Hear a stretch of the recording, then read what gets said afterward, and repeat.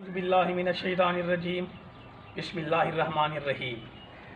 میں آپ کا اردو کا استاد ایاز کریم نصرت۔ کل کے لیکچر میں نظم حمد کا ہم نے پہلا شعر پڑھ لیا تھا۔ آج اس لیکچر میں جو ہم نے پڑھنا ہے وہ اس نظم کا شعر نمبر 2 ہے، شعر نمبر 3 ہے اور شعر نمبر 4 ہے۔ شعر نمبر 2 جو ہے اس میں شاعر حفیظ جلندری کیا فرماتے ہیں؟ نظام آسمانی ہے اسی کی حکمرانی سے، بہار جاودانی ہے اسی کی باغبانی سے۔ اگر شعر کے مشکل الفاظ کے معنی ورڈز میننگ ہمیں سمجھ آ جائیں تو اس کا مفہوم اور تشریح کرنا پھر آسان ہو جاتا ہے۔ اس شعر کے ورڈز میننگ میں نے یہاں آپ کے سامنے بورڈ کے اوپر لکھ دیے، پہلے ذرا یہ دیکھ لیتے ہیں، اس کے بعد پھر مفہوم اور تشریح کی طرف آتے ہیں۔ نظام آسمانی، اس کا مطلب ہے آسمان کا نظام۔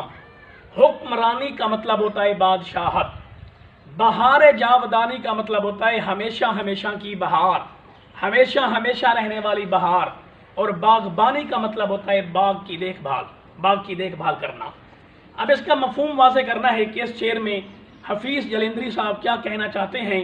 وہ یہ کہنا چاہتے ہیں کہ یہ جو آسمان کا نظام ہے اس کے اوپر بادشاہت اللہ کی ہے، اور یہ دنیا میں جو ہمیشہ ہمیشہ کی یہ رونق ہے، یہ بہار ہے، یہ بھی میرے اللہ تعالیٰ کی وجہ سے ہے۔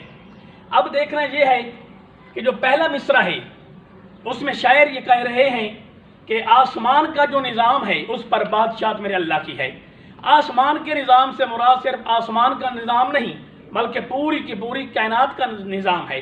زمین، آسمان، مشرق، مغرب، شمال، جنوب، آسمان کی بلندیوں سے زمین کی گہرائیوں تک ساری کی ساری کائنات کا نظام ہے۔ یعنی مکمل ہمارا جو ہے سولر سسٹم ہے، نظام شمسی ہے۔ سورج اور اس کے گرد گھومنے والے یہ سارے کے سارے سیارے جو میں نے یہاں آپ کے سامنے بورڈ کے اوپر لکھے ہیں، یہ سارے کا سارا یہ نظام شمسی ہے، یہ پوری کائنات کا نظام ہے۔ تو شاعر یہ کہتے ہیں کہ اس پوری کائنات کے نظام کے اوپر جو بادشاہت ہے وہ اللہ تعالیٰ کی ہے، جو حکمرانی ہے وہ اللہ تعالیٰ کی ہے۔ اس پوری کائنات کا جو حقیقی مالک ہے، جو حقیقی حکمران ہے، جو حقیقی بادشاہ ہے وہ میرا اللہ تعالیٰ ہے۔ کیونکہ اس بات کو اللہ تعالیٰ نے اپنی لاریب اور بے عیب کتاب میں اس طرح بیان کیا ہے کہ ان الحکم الا للہ، کہ حکومت صرف اللہ کی ہے، بادشاہت صرف اللہ کی ہے، اس کے سوا کوئی بادشاہ نہیں ہے، اس کے سوا کوئی حکمران نہیں ہے۔ ہاں اگر اللہ چاہے تھوڑے سے خطہ ارض کا کسی کو کچھ وقت کے لیے بادشاہ مقرر کر دے وہ اور بات ہے، جو حقیقی حکمران ہے، جو حقیقی بادشاہت ہے وہ اللہ تعالیٰ کی ہے۔ اگر ہم ذرا دیکھیں تو اس کائنات میں روئے زمین پر کتنے حکمران آئے ہوں گے، کتنے بادشاہ آئے ہوں گے، وہ سکندر، وہ دارا، اتنے بڑے بڑے حکمران، لیکن آج وہ کہاں ہیں؟ مر گئے، مٹ گئے، ان کے نام و نشان نہ رہے۔ تو یہ سب بات کی دلیل ہے کہ جو حقیقی حکمران ہے، جو حقیقی بادشاہ ہے وہ میرا اللہ ہے، وہ اس کو بقا ہے، باقی ہر کسی کو فنا ہے، باقی ہر چیز جو ہے وہ عارضی ہے، وہ فانی ہے، وہ غیر مستقل ہے۔ کوئی بھی اس کائنات کا حقیقی بادشاہ ہو سکتا نہیں سوائے میرے اللہ کے۔ اس بات کو مولانا ظفر علی خان نے بڑے خوبصورت انداز میں بیان کیا ہے۔ کہتے ہیں بنائے اپنی حکمت سے زمین و آسماں تو نے، دکھائے اپنی قدرت کے ہمیں کیا کیا نشان تو نے۔ مختلف شعراء نے اس بات کو اپنے اپنے انداز میں بیان کیا ہے۔ ایک اور شاعر یہ فرماتے ہیں کہ رنگ تیرا چمن میں، بو تیری خوب دیکھا تو باغباں تو ہے۔ تو شاعر یہ کہنا چاہتے ہیں کہ اس پوری کائنات کے اوپر جو حقیقی بادشاہت ہے وہ میرے اللہ کی ہے، اور یہ دنیا میں جو ہمیشہ ہمیشہ کی یہ رونق ہے، یہ چہل پہل ہے، یہ گہما گہمی ہے، یہ بھی صرف میرے اللہ تعالیٰ کے دم قدم سے ہے۔ کیونکہ جو باغ ہے اس کی خوبصورتی کا انحصار مالی کی محنت پر ہوتا ہے۔ اگر مالی محنتی ہے، اگر مالی ورکر ہے، اگر وہ اپنے باغ کی کیئر بڑے اچھے طریقے سے کرتا ہے تو اس کا باغ سرسبز اور شاداب ہوتا ہے۔ اگر مالی سست ہوتا ہے، اگر باغباں کاہل ہوگا، کام چور ہوگا تو اس کا باغ کبھی بھی ہرا بھرا اور سرسبز و شاداب نہیں ہوگا۔ اب اس پوری کی پوری دنیا کو، پوری کی پوری کائنات کو شاعر، اس پوری کی پوری کائنات کو شاعر جو ہے وہ ایک باغ کہہ رہا ہے، اور اللہ تعالیٰ کو اس کا باغباں کہہ رہا ہے۔ اب ذرا آپ خیال کریں کہ ایک ایسا باغ جس کی رکھوالی میرے اللہ کر رہے ہوں، ایسا باغ جس کی باغبانی میرے اللہ کر رہے ہوں، تو وہ باغ کیسا ہوگا؟ اسی لیے دیکھیں ہر طرف رونق ہے، چہل پہل ہے، گہما گہمی ہے، آسمان سجے ہوئے ہیں، زمینیں سجی ہوئی ہیں، ہر طرف دیکھیں رونقیں ہی رونقیں نظر آ رہی ہیں، کیونکہ اس باغ کی دیکھ بھال کرنے والا میرا اللہ جو ہے، اسی لیے اس میں ہمیشہ ہمیشہ کی بہار ہے، ہمیشہ ہمیشہ کی رونق ہے، ہمیشہ ہمیشہ کی گہما گہمی ہے۔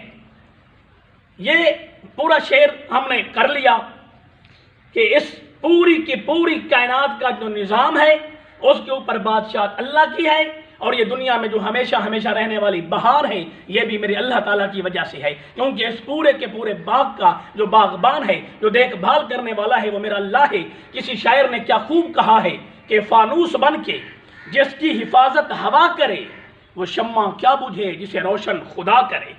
اب ہم نے اپنے نیکسٹ شعر کی طرف آنا ہے۔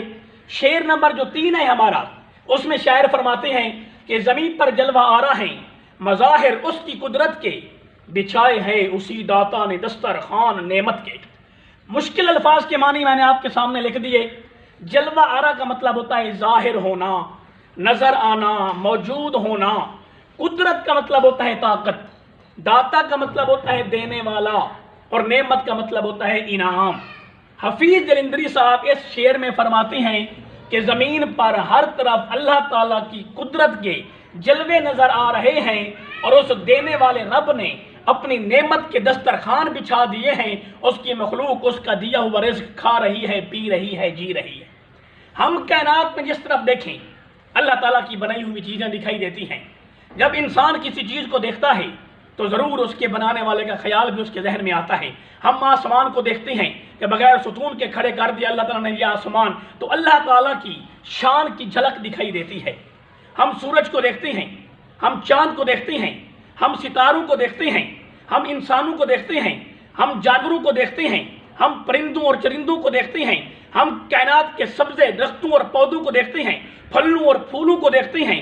ہم جس چیز کو دیکھتے ہیں تو یقیناً ہمارے دماغ میں، ہمارے ذہن میں ان تمام چیزوں کے بنانے والے کا خیال آتا ہے۔ تو ہم کائنات میں جس طرف بھی دیکھتے ہیں اللہ تعالیٰ کی قدرت کے جلوے ہر طرف نظر آتے ہیں، اس کی نشانیاں ہر طرف نمایاں ہیں۔ ان کو دیکھ کے ہمیں اللہ تعالیٰ کی شان کی، قدرت کی جھلک دکھائی دیتی ہے۔ کسی شاعر نے اس بارے میں کیا خوب کہا ہے، فرماتے ہیں کہ جگ میں آ کر ادھر ادھر دیکھا، جگ میں آ کر ادھر ادھر دیکھا، تو ہی نظر آیا جدھر دیکھا۔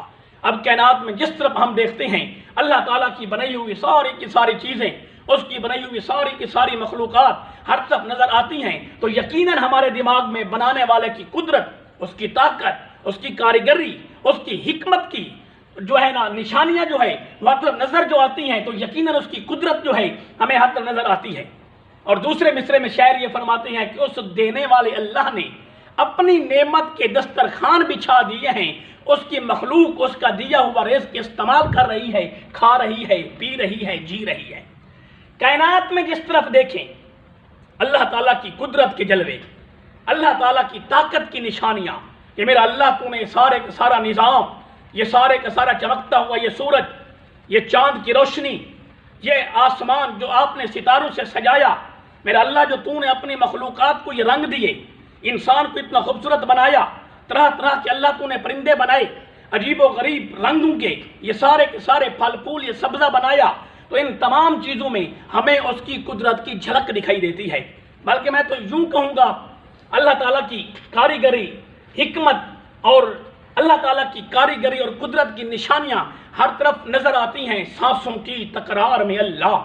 کسی شاعر نے کیا خوبصورت فرمایا ہے کہ سانسوں کی تکرار میں اللہ، روپ کے نازک دار میں اللہ، پھولوں کی مہکار میں اللہ، گلشن میں گلزار میں اللہ، چمن میں لالا زار میں اللہ، دریاؤں کی دھار میں اللہ، صحرا میں کوہسار میں اللہ، مسجد میں بازار میں اللہ، گنبد میں مینار میں اللہ، چوٹی پر اور غار میں اللہ، مقتل میں اور دار میں اللہ، کٹیا میں دربار میں اللہ، قرآن کے انوار میں اللہ، سب کے استغفار میں اللہ، خالق کے اشعار میں اللہ، یعنی کل سنسار میں اللہ۔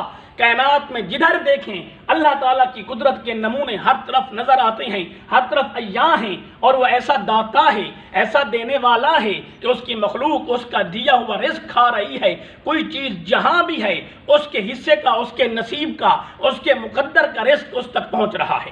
کوئی سمندروں کی گہرائی میں پڑا ہوا ہے، کوئی میدانوں میں جی رہا ہے، کوئی پہاڑوں میں پتھروں کی تہ در تہ پل رہا ہے، کوئی ریگستانوں میں رہ رہا ہے، اس کی مخلوق جہاں کہیں بھی دنیا میں موجود ہے، جہاں کہیں بھی پڑی ہوئی ہے، اس تک اس کے حصے کا رزق پہنچ رہا ہے۔ ایک پتھر کو جو توڑا گیا، اندر سے کیڑا نکلا، اس کے پاس بھی سرسبز گھاس موجود تھی۔ تو یہ سارے کا سارا لنگر میرے رب کا ہے، اس نے اپنی مخلوق کو پیدا کیا ہے۔